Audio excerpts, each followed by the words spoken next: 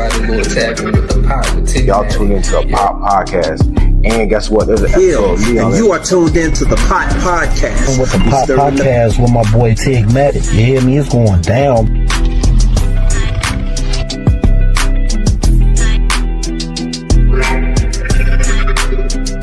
To follow the Pot Podcast with Tigmatic. That's that number one. That's that number one.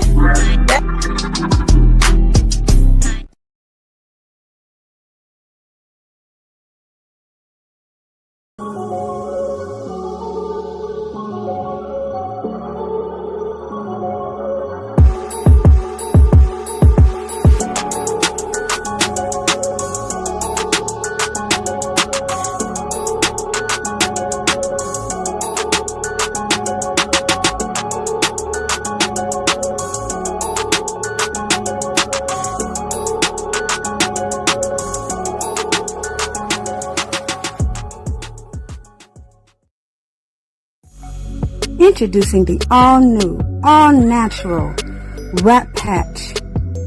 The smoking bandage for broken, stale, cracked, torn cigars, cones, cigarettes, wraps, you name it.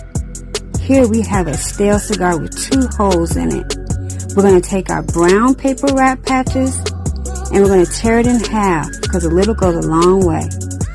You lick the shiny adhesive side of the wrap, and then you apply it to the damaged area, smoothing it over as you go, like you see me doing here, to get all the air bubbles out and to make it a complete airtight seal. We're going to take our other side of our wrap patch and do the exact same thing with the other hole. These are our brown papers, and now we have a completely new fixed cigar. No need to throw it out, no wasting money. Now we have the same cigar, completely broken in half, and these are our white colored papers. As you see, the shiny adhesive side is the side that you lick. Hold your piece of your damaged smoking vessels together. Apply the wrap patch. And it doesn't even have to be perfect. These are how well and how good the wrap patches adhere.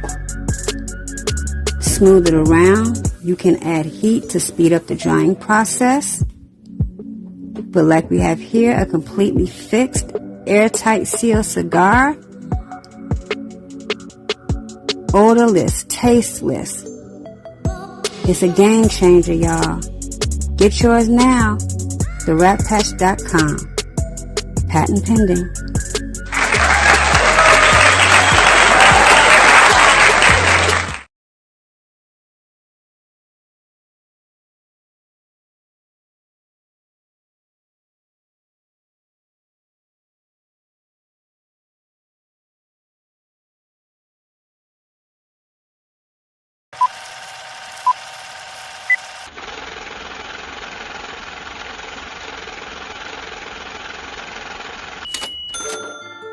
Yo, let me tell you this. I D-ball, I run the place, and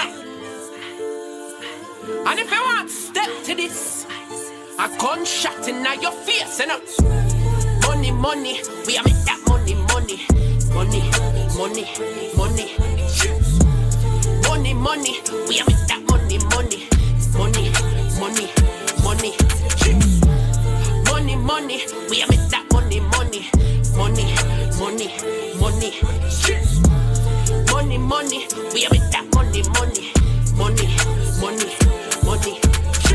Pull up 4 10 to the flow, ho. Don't get it, can't have it in my home. Respect has been the motto, stronger than this rap. No comfort, no blue winners. We play the game, lose the soldier, yourself to blame. Make life make sense, new basketball. Need a full court pressure, I've seen fall. Stay down for my team like Kobe. Stop playing with me, devotee. Magic in every position, like Johnson, I'm cooking the vision. Stay play, making the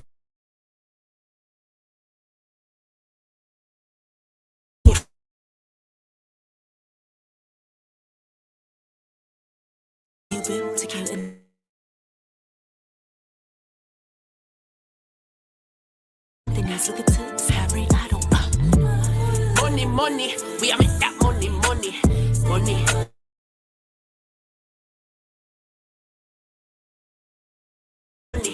Money, money, money, money, money. We are make that money, money, money, money, money, money, money. We are make that money, money, money, money, money. Get that money, money, make them act with dummy. Chasing clout is funny, so they hate but act so chummy. Jesus knows my heart, so I can't get even. He knows my head's a dance. You hold 13 reasons. Help me handle feelings. Try to steal my chips and I'm stealing.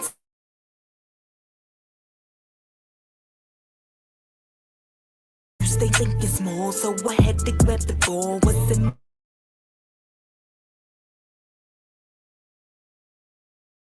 the back, but I live in truth. I let the world look to me for proof. Money, money, we are make that money, money, money, money, money.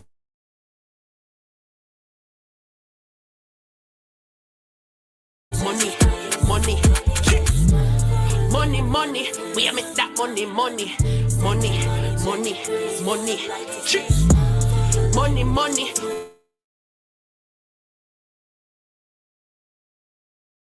Me, I work hard for the money.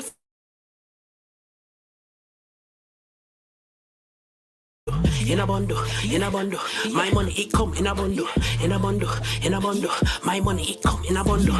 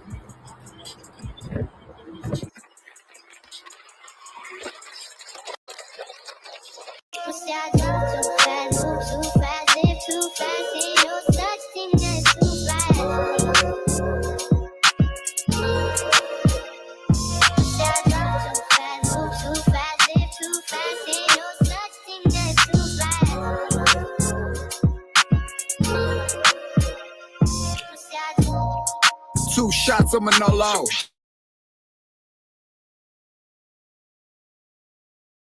EYI's the label, check out the logo. If you wanna bounce, bitch, pogo. Built this here on my own, ho. Step to the side, let me slide in this photo. Been a businessman, I got euros and peso. Real definition of a hustle flip all dough. Might see me deep in my bag, Robert De Niro. Shooting at you niggas like Steph and Hero.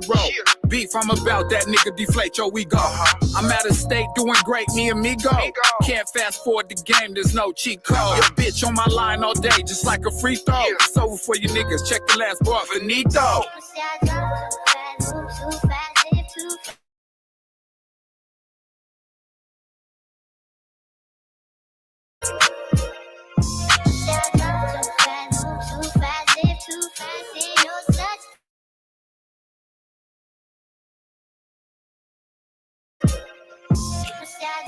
Fresh out and I feel right in.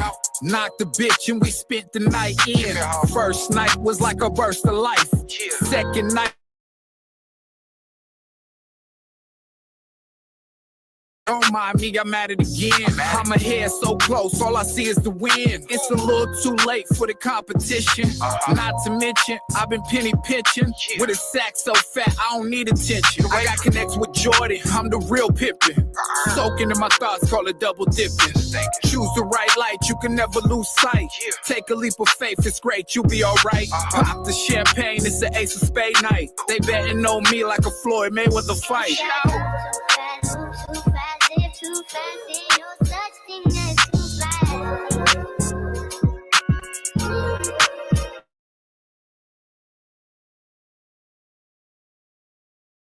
Thing that's too fast. Say I drop too fast.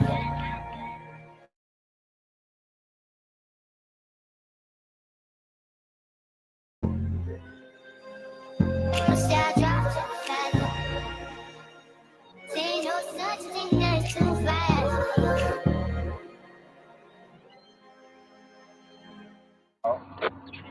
Any girl that wanted to be.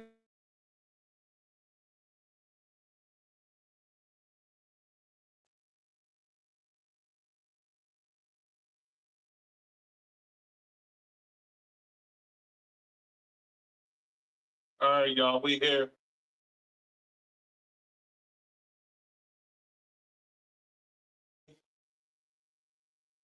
So y'all gotta excuse me for that.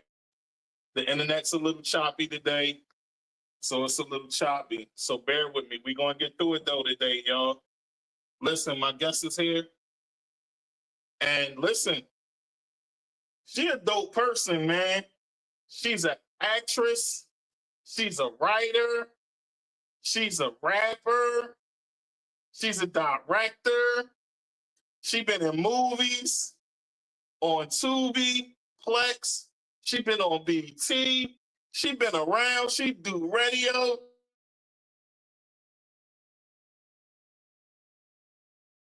A lot. So, without a further ado, I give you Kimia. We here, Queen. Hey, y'all. What's poppin'? What's going on? Welcome to the pod. Thank you. Glad to be here. Welcome, welcome. We're a little choppy. We got to try to get through it today. You know, this internet is acting goofy. It be like that sometimes. It do. Yeah, it be like that. But I want to let you do your thing and give yourself a formal introduction like only you can, Queen. So the floor is yours. You pretty much hit everything. Actress, writer, director, producer, former radio personality, TV personality. What else? Oh, I was a former choreographer. Hey. Danced a little bit around here, around these parts. Yeah, she do a little everything. Y'all hear her? Yes. So tell the people where you from. I'm from Baltimore, Maryland. Maryland. Y'all heard her? Maryland. Ah. We could be a little country sometimes, a little bit. Right. Right. So that's what's up. Welcome once again. I'm glad you're here. So let's talk about a few things a bit. You know what I'm saying? Let's talk about who Kimia is. Let's break that down about. Let's talk about humble beginnings, right? Mm-hmm. Tell the people what growing up was like and how you got started into everything you're doing. But we're going to break it down in the process, but you can give us a little short rundown before I start asking my questions. Okay, humble beginnings from the beginning, where it all started, East Side Baltimore. Say no, but yeah, I did grow up in Baltimore, originally on the East Side, and then we moved over to the West County side. So, grew up in like the Randallstown, Owens Mills area after being over East. And at 6 years old is when I started dancing. So that started it all. Like dance was my thing. At elementary school, my parents would put me in the fashion shows. I was at all the school fashion shows, all the dance rehearsals and recitals. And I never knew that I actually like was interested in acting until 5th grade when they were doing a play. So I played instruments too, y'all. So I played the clarinet and then I tried the flute, but the flute wasn't working out too good. So I stuck with the clarinet. So everybody knew me for being in the fashion shows, dancing and playing the clarinet. So they asked me to not only dance and play my instrument in this play, but they asked me to act. And I'm like, I don't know how to act. I never acted before. And I was like, how I'm going to do all three in this one play? So I decided to be a dancer and I decided to try the acting thing. And I absolutely loved it. Like, I remember the name of that. My first play was It Don't Mean a Thing If It Ain't Got That Swing. It don't mean a thing if it ain't got that swing. You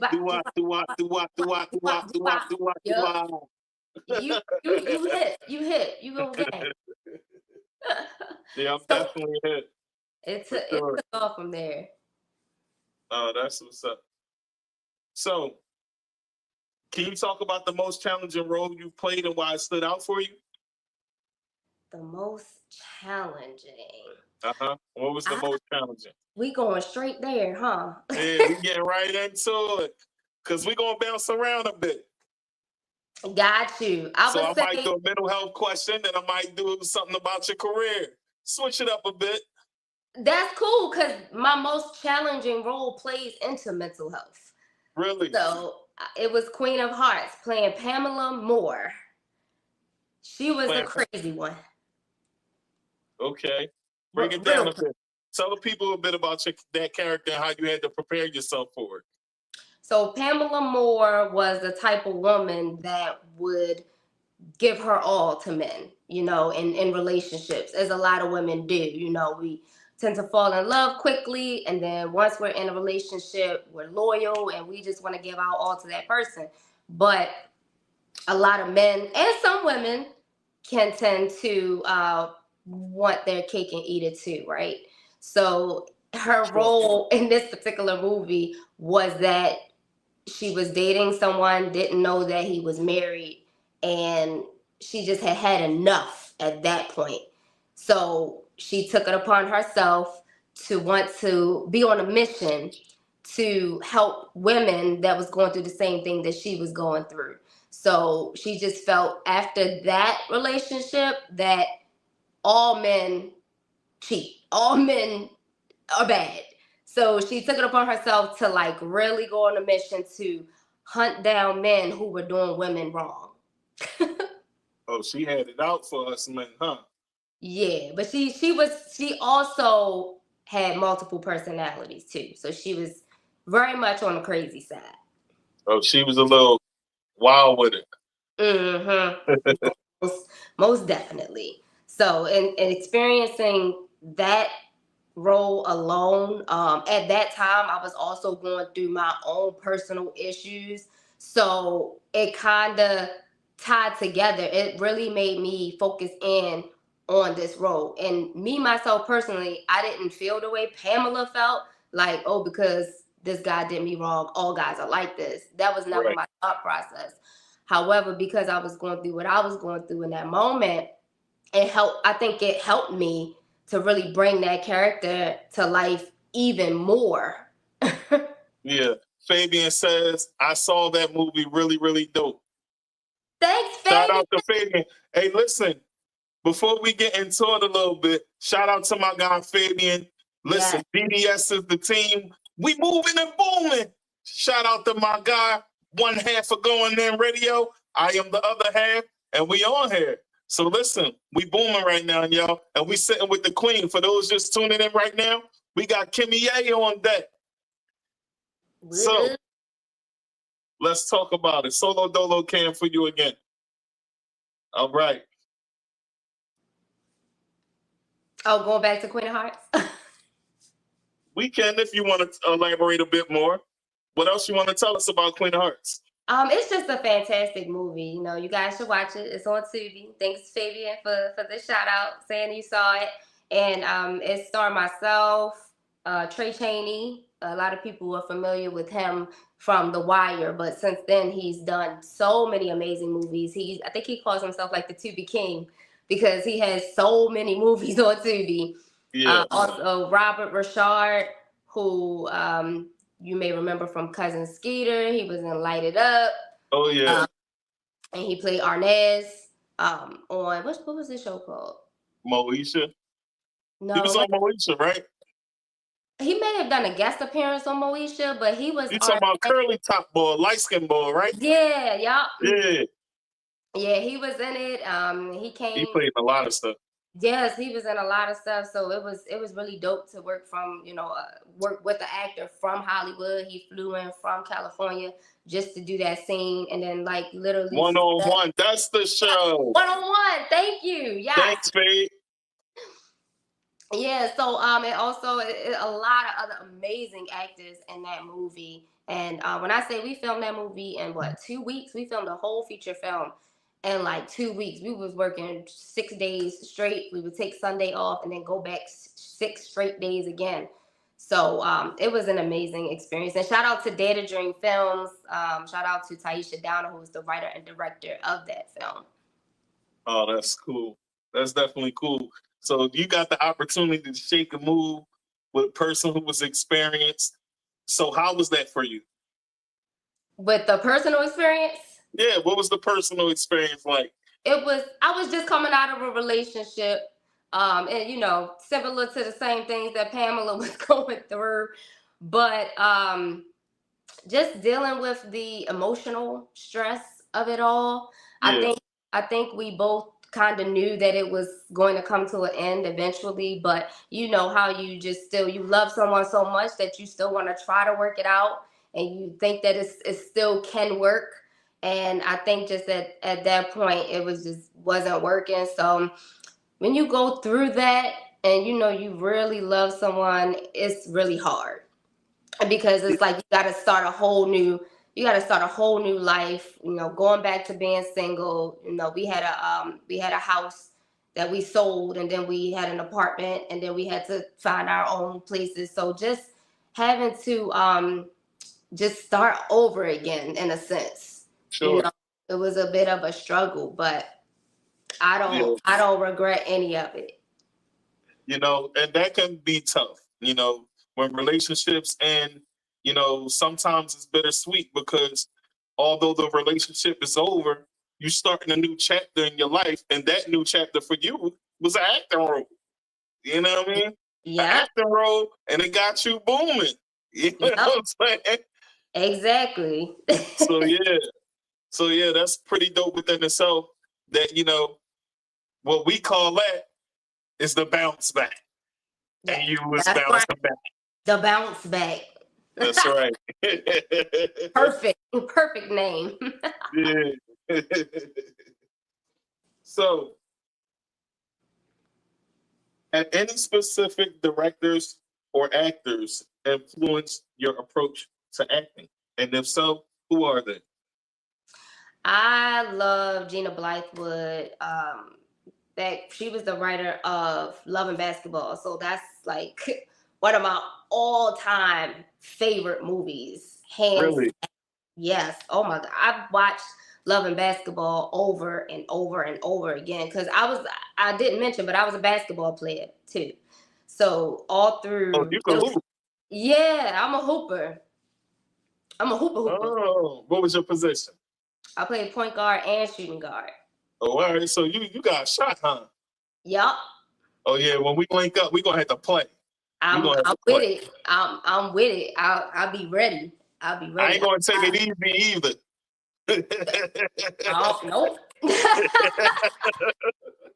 I love basketball. I played basketball all through middle school, high school, and 2 years of college. So that's dope.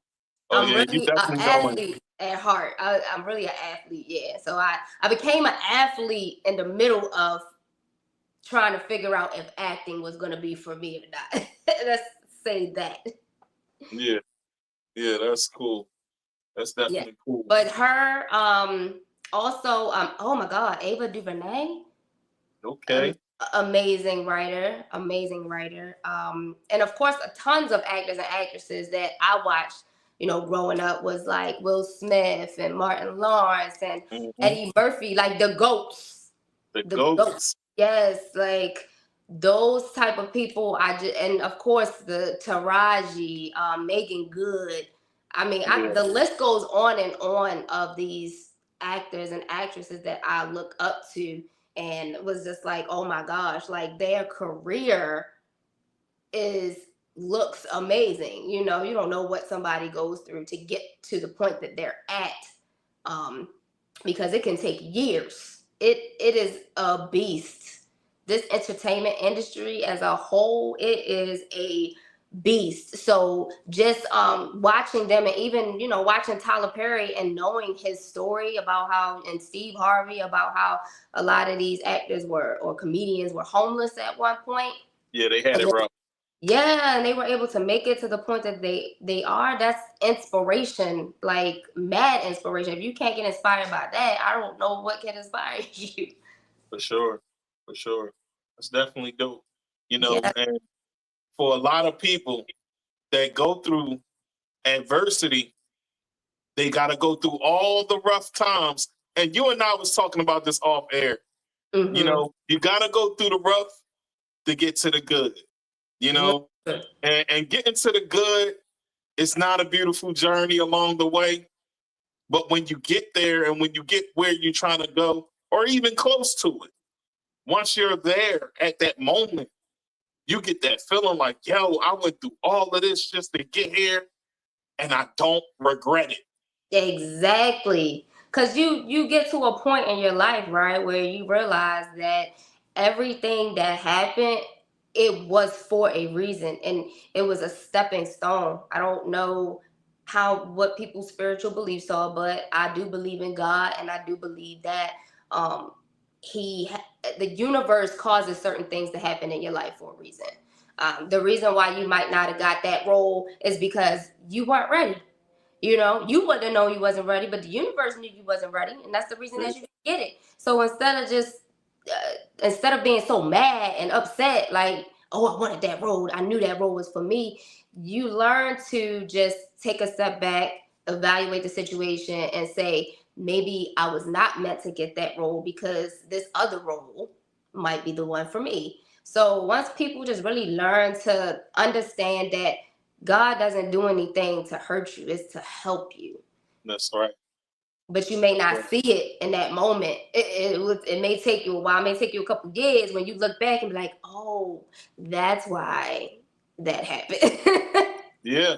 And you know, not to sound cliche, but the saying is true. He may not come when you want him, but he's right on time. Mm-hmm. You know? So always be patient, keep your belief in God, keep the faith strong, stay prayed up, and stay focused on your path. Yes. And you'll get there. Absolutely. That's what I always say, you know? Absolutely. Gotta have the faith of a mustard seed. Amen. Amen. All right. So let's talk rapping a bit. What was the moment when you realized rap was a path you wanted to pursue alongside acting and directing? So, funny story. So, one of my favorite artists growing up was Lil' Kim. And my parents would not let me like buy her albums, her tapes, none of that. And I used to sneak and have my older cousin get me the new Lil' Kim single, right? So I would like literally listen to her songs over and over again and write them down until I knew all the lyrics. And I would be rapping it to my cousins and stuff, not even realizing that I really wanted to rap, but I just knew that I really liked this artist and I like her songs. So there you go. I know a lot of Lil' Kim songs. So once I started doing that, and I was in middle school at this time. Yeah, I'm putting my age out there, but it's all good. But so there was this other rapper that the school was talking about that she rap or whatever, and I was like, I bet you I can beat her or whatever. Everybody was like, you play basketball, you ain't no rapper. So we had this whole big thing in school where me and this girl was supposed to battle each other.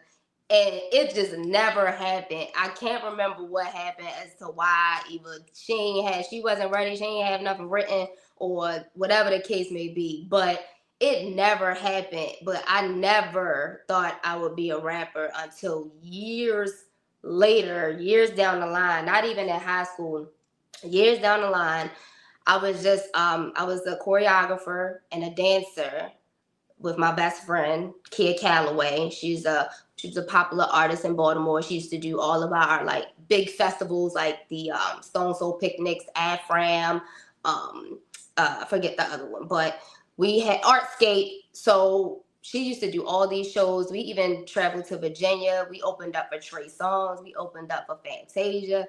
All these different people that I used to dance, we used to open up for. So I was like her main dancer and her choreographer. And me and the other girl that we were dancing with at the time, she also rapped. So I found out she rapped. I forgot how. And I was like, that's crazy. Because I was like, I've been really thinking that I want to really try rapping. And so we talked about it and we were going to we were gonna create this girl group. In my mind, it was gonna be the new day and age Salt and Pepper. So this was before City Girls. This was before City Girls, okay? And I was like, yo, this is gonna work. Like, we both dance, we both can choreograph, and we both can rap. Like, we about to blow up. And so we started working on our first mixtape. I will never forget. We started working on our first mixtape. I was paying for the studio time for us, and she went ghost on me. Oh, man. She went ghost on me. I had to pull up on her to find out what was going on. And this was the very first time that I found out the music business was shady, because I had to pull up on her for her to tell me that she found a management and they thought that it would be better for her to go on her own, to be solo. Oh, wow. Yeah. Oh, wow. Yeah. You know, that happens a lot, you know, when these managers come along and they get in the artist's head, and then they decide to turn on either the team they was with or the partner they started with. Now, unfortunately for me, I had a rap partner at one point. That never happened between us. He was on here and he explained it. He was airing me out on this. I was very young at the time. I was in the streets. I was doing things I had no business doing, right? But when it came time to get the deal, I was nowhere to be found. And he wound up signing with Mitchell and Ness. And he was the first rapper to be signed to Mitchell and Ness without a deal. Wow. Yep, his name is Jay Weldon. Yeah, so when people do that, what they did to you, yeah, listen, it set you to be on a whole different path. So that's dope. Yeah, look at where you at now. Like that's exactly what I did. I went about my business on another path. I was like, oh well, she want to be solo. Well, I could be solo. And then I'm trying to make it short because it's a lot that happened within my rap career. But let's fast forward. I got with a group. I decided to leave rap. Years later, it can't leave me alone. Rap actually came back to me through film. Crazy enough. Wait. And so, yes. Wait. What was your rap name back then? So my first rap name was K Sanity. K Sanity. That's dope. And then when I was with my group, my name was Lil K. Okay, Lil K. Yes. Okay. Crazy. And then, after some trials and tribulations, I was like, I'm not doing all that. I'm just going to go by my actual name, Kimia. And so I started doing some mixtapes, and then shout out to my manager, my partner of Swagmatic Music. I met him back in like 2012 on a movie set. I wasn't back into rap just yet. But we just became real cool. He's a real dope photographer, swagged out shots photography. And so we developed a relationship just on a photography level because as an actor, I needed to have updated headshots all the time. I was always taking different type of print photos. So he became like my main photographer. And he had no idea that I used to rap until he started seeing me put out mixtapes. And he like, wait a minute. You rap? And I was like, well, yeah, I just started getting back into it. And so then he like took me under his wing. Shout out to Swagmatic. He took me under his wing to like help me record, put out albums, and be featured on a lot of his stuff as well as other artists' tracks. So I'm definitely appreciative of that. But I was like, I can't leave this alone now. Like God brought this back to me for a reason. And since that, it's just been taking off like crazy. Yo, your accent is so heavy. You really from Maryland. Like, brought me back too. Oh my God. I love it. I love people from Maryland. I got some folks from Maryland too. I had a couple folks from Maryland on here. That's why I'm doing that. I'm showing love. I ain't being funny. I'm showing love. Thank you. I receive it. Because I know Yeah, my accent can be a little different. Some people used to think I'm from New York, and some people ask me, am I from down south? I don't know. It's just the way I talk. I don't know. It's dope though, because as an artist, when you're rapping and you're saying certain things, it leaves people guessing where you're from for real, especially if they never heard you before. So that's dope. Thank you. I appreciate it. So, you're welcome, by the way. So, you dropped some gems out there, and I didn't say anything because I wanted to talk about it while we talked about your rap career, right? Mm-hmm. You said you opened up for Trey Songz and Fantasia. What was that like? And what were some gems that they gave you along the way? Oh man. So Fantasia, I really didn't get to talk to Fantasia like that. It was so fast. Like we performed and then we was off the stage and then she was on the stage. So she was kind of separated from where we were. But with Trey Songz, we actually got to like chill with him and he was really cool. And the crazy thing was I had met Trey Songz probably a couple years before we opened up for him at 92Q for like they used to do like these like fan meetings or something, and I won a ticket to like a fan meeting, and I met him at 92Q and then saw him again at the show. He was doing a big show at Coppin State University. So he was really cool. He was really dope. I can't remember what type of gem he may have dropped on us. But we also opened up for Music Soul Child, and he was Philly. Yes. What was that like?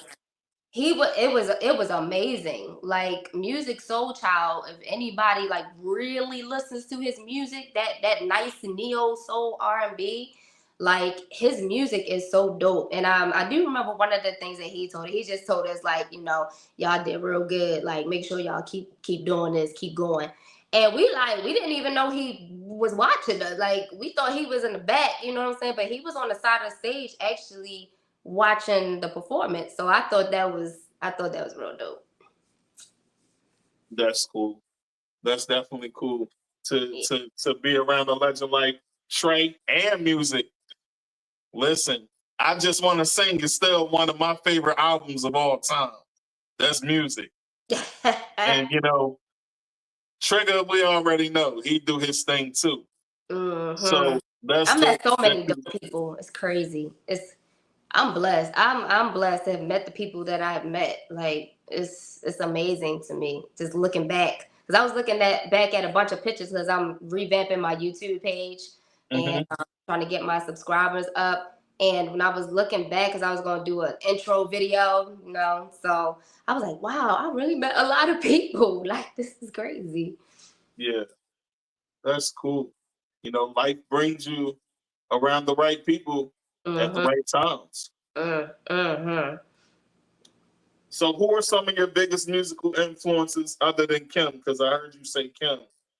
Yeah, so I got an old school soul, man. So I love Queen Latifah. I love I'm trying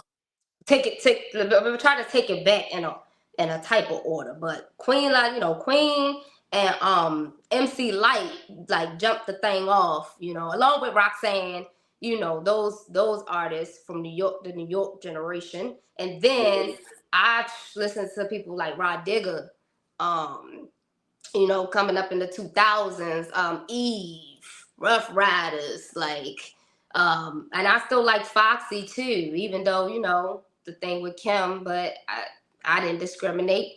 Who else? It's so many female artists. Rhapsody is just dope that I feel like she's fire too. Shout out to the Philly Queen. Yes, and of course, like I like a lot of the artists that came out over the span of years, like Nicki Minaj, Cardi, Doja Cat. I think Doja Cat is a very talented artist. Who else? I be bumping Glorilla. Like I love me some Glow. Yeah, Glow. Because I mean, even though like they're younger than me, I still look at them as an inspiration because they're on a whole nother level. A level that us independent artists would try to get to. It's cool being independent, But it's all, and not saying that, being a part of a label is better than being independent, because obviously you don't own all of your rights. But just the exposure part of it. We're trying to get to that exposure level. That's right, big exposure level. So you can continue doing great things. Listen, I told you, and I'm gonna say this on the air, what I said to you yesterday. Mm-hmm. Yo, I seen you before, and I seen you more than once on TV, right? Wow. So here's the thing.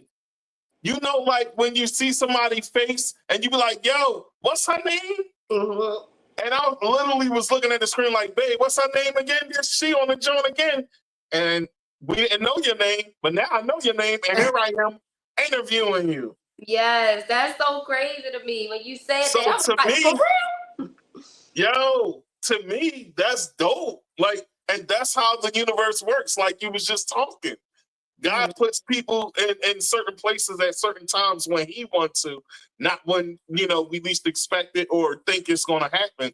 And it happened the way it did because it was meant to. And I didn't know your name. And then Fabian was like, yo, here go the queen right here. And I said, yo, I seen her before. And Fabian was like, yo, I told you she fire. I told you I got somebody for you, and she dope. She perfect for the show. I'm like, yo, that's what's up. Yes, thank you, Fabian. He's been showing that's so my much guy. love. He's a scholar and a gentleman. Salute, my king. Mm-hmm. You know what I'm saying? And he said about you, multi-talented superstar. Oh, okay. Like I saw it, but I couldn't read what it said. Multi-talented superstar. Oh, thank you. Yeah, and you are definitely talented. I see that you do directing as well, right? Mm-hmm. So how did you transition from rapping to acting to directing? Like, how did that happen? Because that's a lot. Yeah, it is. Good question. So remember I said that rapping came back to me. So music came back to me through film. So what happened was, oh my God, I forgot to mention, one of my biggest inspirations for me doing my web series was Issa Rae, because on YouTube, she had The Misadventures of Awkward Black Girl. This was before HBO picked her up to do Insecure. So her show blew up on YouTube, and I could not stop watching it. And so one of the things that I told myself at that time, I was booking some work, and I was auditioning a lot. I was submitting my resume and headshot a lot. But it wasn't like steady work coming in. So one of the things I told myself, I'm like, wow, this is an African-American woman, young woman. She wrote this, she directed this, and she starred in it. I was like, I want to try to do that. So I did. Yes, inspiration. And this was while I was working in radio. So it's crazy how everything happened. Like, so I started writing my web series while I was working in radio. And shout out to Stretch. If anybody knows Stretch, she used to be on WKYS. Shout out to Stretch. He actually introduced me to the web series by Issa Rae. So once I started watching it, I was like, this is it was just so amazing to me, because that's when people really didn't even know what a web series was. Like, we're like, you can put a whole show on YouTube? Like, what? For real? So I wrote my web series called Roc Nation. We got 2 seasons out right now.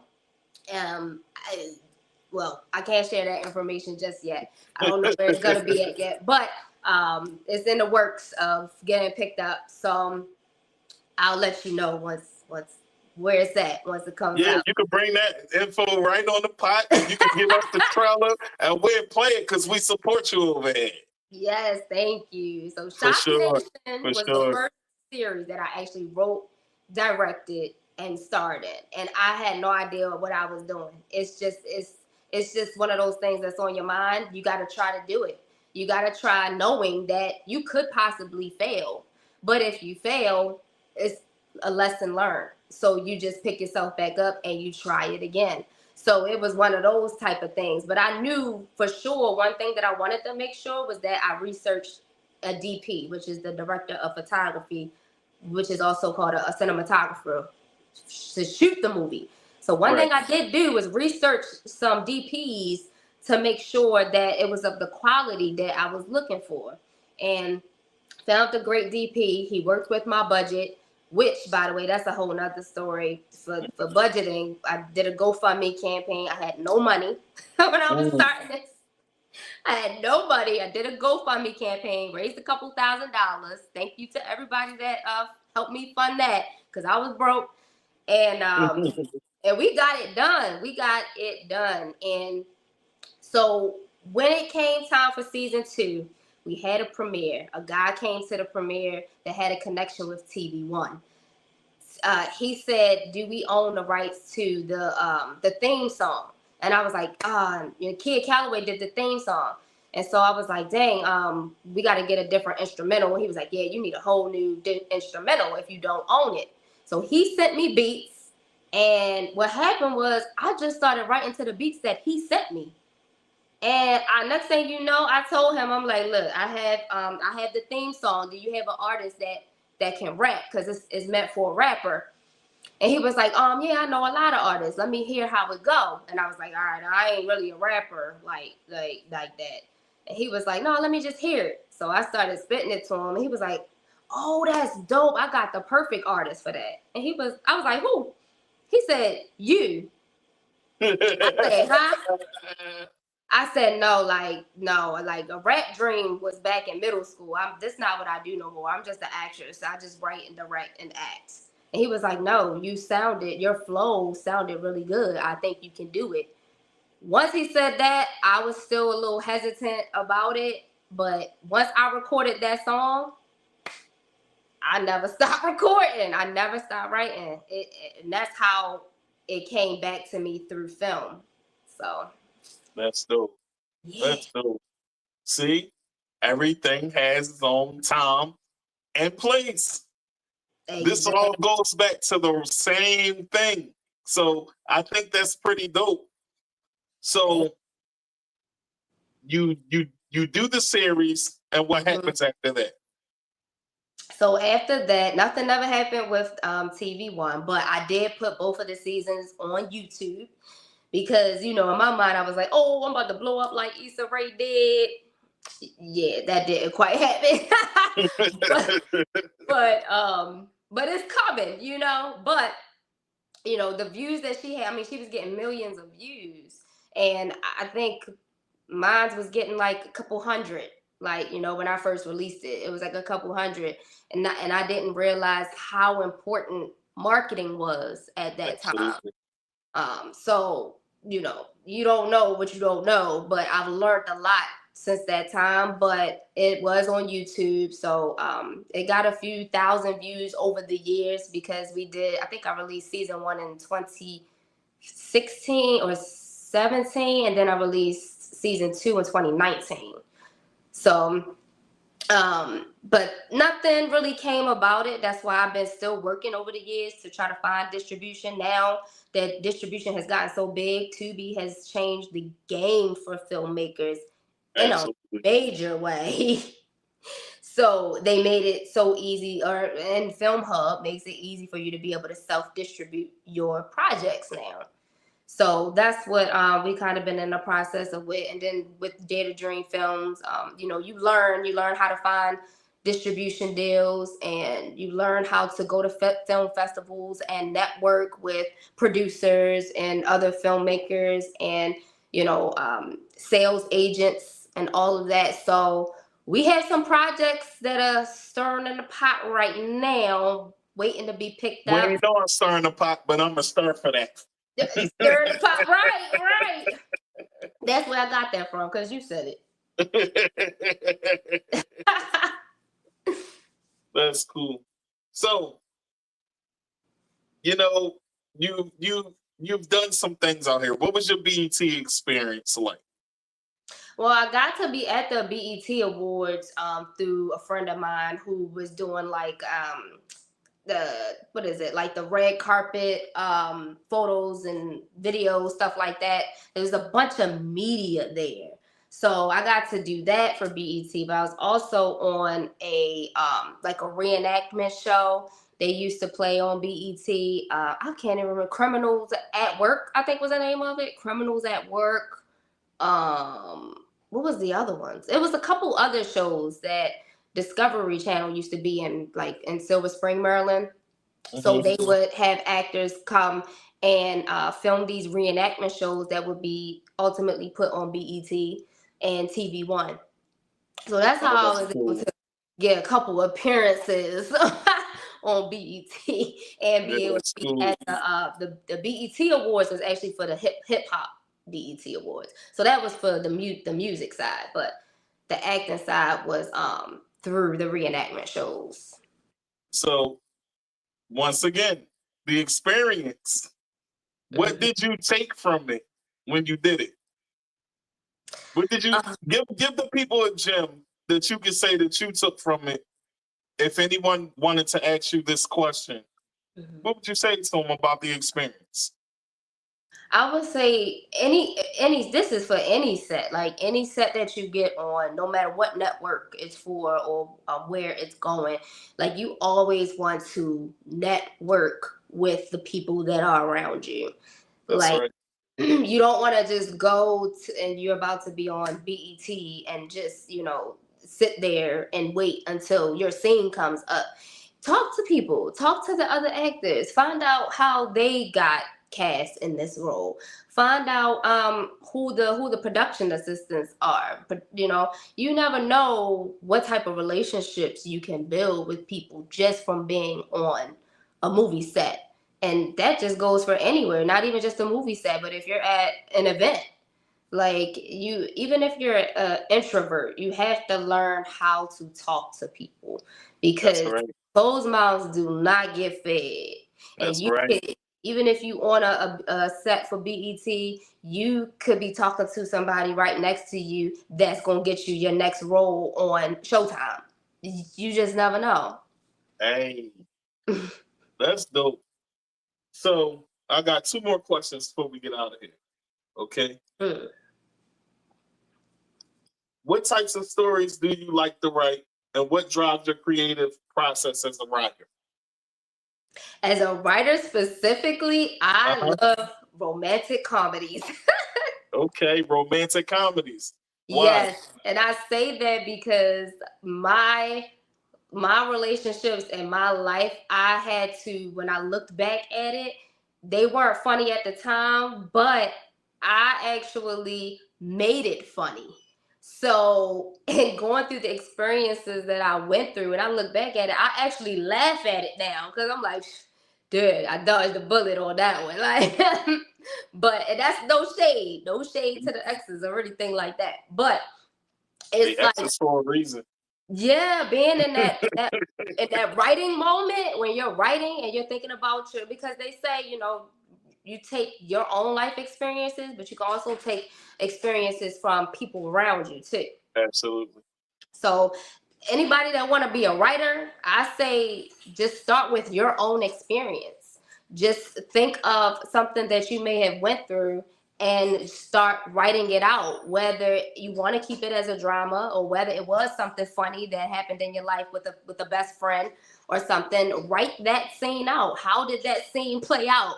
Because you can start the writing and next thing you know, you have 9 pages and then you keep going and then you have 15 pages. Well, now you got a whole short film that you can shoot. So you just got to start writing. But I do love writing romantic comedies. And as far as acting, I love everything from drama to thriller, definitely comedy. I haven't done a whole lot of comedy movies, but I will be doing that in the future because I've done a lot of drama. So I'm ready to definitely turn it up in the comedy field. Okay. You want to show that you're versatile out there. Yep. That's what's up. So you got a project about to drop. Let's talk about that. We got a few minutes. We got 6 minutes. So let's talk about that. Let's talk about this project a bit and what to expect from it. The floor is yours, Kim. So we just wrapped my first romantic comedy feature film that I wrote and directed. It's called The Miserable Life, and it's actually shot by Swagged Out Shots Photography, which is actually Swagged Out Multimedia, since they do photography and video recording and films. So shout out to him, M. Soto, the whole team, everybody that was a part of it. Eli, Marlo, Imani on the makeup, Joy and Aaron on the film sets, the production assistants. Shout out to Tammy, to everybody. No, well, there's a lot of actors. I can't name all the actors that was in, but it was a lot of really good actors in it. And Ty was the assistant director on this. We normally flip flop, so for her movies that she writes and directs, I'm her assistant director, and then for the movies that I write and direct, she's the assistant director. So, the whole Dare to Dream Films team was there on board. And we got some amazing new talent in here that nobody's ever seen act. So I'm super excited about them. They're really, really close to me, and it's crazy how this whole film just came together. It was just in alignment the whole entire time. So I'm excited about that. So we're about to go into post-production for that. And that's so cool. That probably won't even be dropping until more closer to fall or the end of the year. And then I have another movie that we just did a premiere for in December called Never Judge a Book by Its Cover. So I do want y'all to look out for that one. That's a really good one too. Kimia is booming out here. You got a music project too, right? Yeah. So let's talk about it. Yeah, my latest album is called Love to Hate Me. It's Love, the number 2, Hate Me. It's on all major music platforms. It is a dope project. I think it's one of my dopest projects because it's literally like a storyline that it starts from, being in a depressive state to everything from losing friends, losing relationships, and then, you trying to find yourself. You're trying to get back spiritual, and then now you on your own. You know what I'm saying? Now you got to find out how to enjoy and live life, even when, you lost people that you thought was going to be around for a lifetime that was only for a season. So now you learning to live life and have fun on your own to, okay, now it was all a part of God's plan. Now I got through all of that, and now I'm feeling amazing. Hey, listen, that's a part of life, finding yourself, finding God, and learning from everything that you've been through in life. So that's what that is right there. That's what that sounds like to me. Yeah, for sure. And shout out to Swagmatic, who dropped his album called 50. I'm on like 4 songs on that joint. So y'all got to check that joint out. Shout out to Swagmatic. Listen, I literally was listening to some of that because you told me to go listen. And he dope too. Yeah. I like what y'all got going on. And listen, that song Work, I'm feeling that joint. That's why I posted it on the IG. Hey, shout out to Last Fashion. That's a part of his clothing line. When I say Last Fashion for sure, the dope designer in DC. So he had the vision of wanting to put out his workout line, and he asked me to do a song for him. So that's where that came from. Oh, that's dope. That's definitely dope. Supporting your friends is always good. Last and final question. If it's one thing life has taught you, what is that and why? Solo Dolo Cam for Kimia. I would say be patient, trust God, trust the process, and don't compare your life to anybody else's. And I say that because a lot of times you get caught up in social media and looking at somebody else's life when a lot of times you don't even know if that's the real life that they're living. So you just got to focus on yourself, focus on you, focus on your happiness, focus on your peace. And that all starts with trusting God and trusting the process. Oh, that's so dope. Kimia, thank you so much for coming on the podcast with Tigmatic. We dropped some gems for y'all. She dropped a lot of gems about acting, rapping, writing, and directing. So listen, y'all should be inspired. Are you not entertained? Thank you so much. I definitely had a good time. I appreciate you having me on. Again, shout out to Fabian for the connect. And y'all That's can right. follow me on social media at Kimia Works. Kimia Works. That's right. Check out Kimia, y'all. Listen, Queen, turn your camera off, but don't hang up. Okay. Got you. Bye, y'all. Hey, listen. Kimia came on. She was definitely a delight, dope soul. And listen, she got some more projects booming. So this ain't gonna be the last time y'all see her. I hope y'all enjoyed yourself on this Wednesday. You know, we kept it a little light today. You know, we didn't get heavy into it because every day ain't a heavy day, even in mental health. And that's how it should be. Some days are just great days. This episode was brought to you by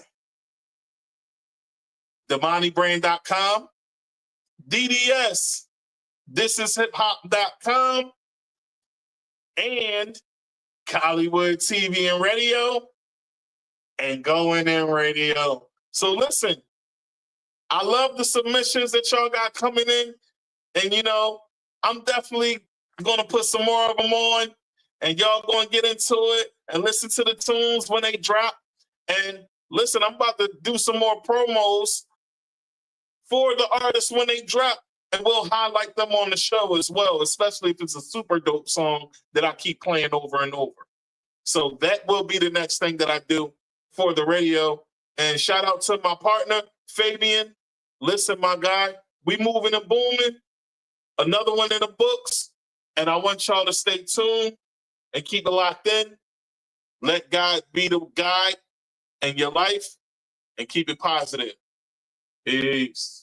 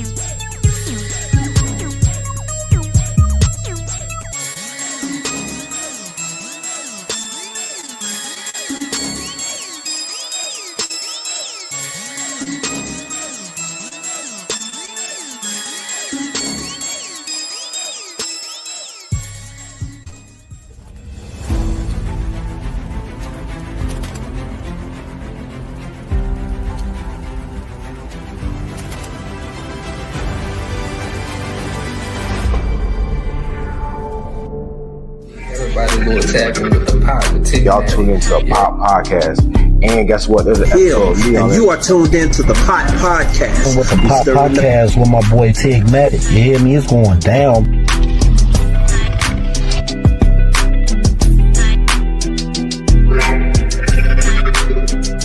To follow the Pot Podcast with Tigmatic. That's that number one. That's that number one.